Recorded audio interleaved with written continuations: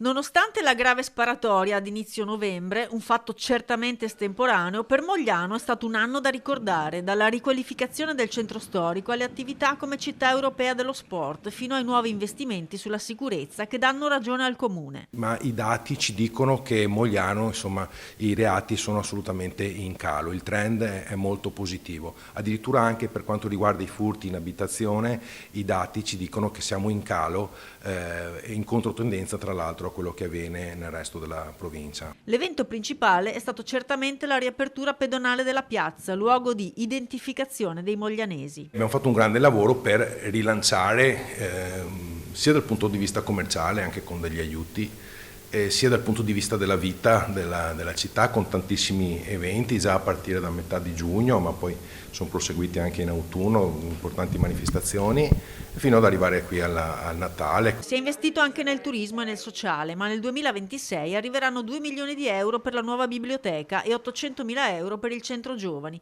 In progetto anche nuove asfaltature e videocamere, oltre alla messa in sicurezza sismica della caserma dei Carabinieri per 400 mila euro. Confermate per il nuovo anno tutte le buone pratiche dello sport per famiglie e associazioni. Stiamo parlando per esempio di uno sportello fiscale che aiuta e sostiene le associazioni sportive del territorio a dirimere quelle che sono le questioni che possono nascere dall'interpretazione appunto della riforma dello sport e sostenerle quindi anche nelle attività quotidiane.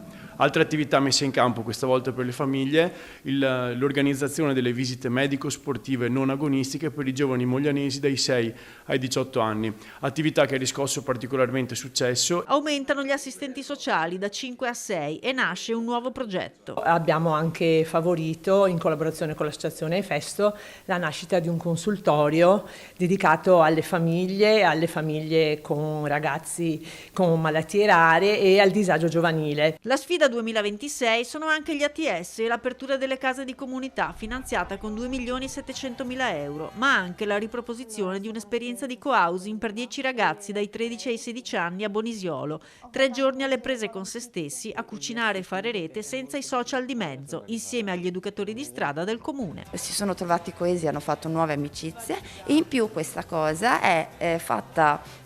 Abbiamo fatto sì che anche la scuola riprendesse il tema dell'iniziativa con una serata dedicata ai ragazzi e ai genitori.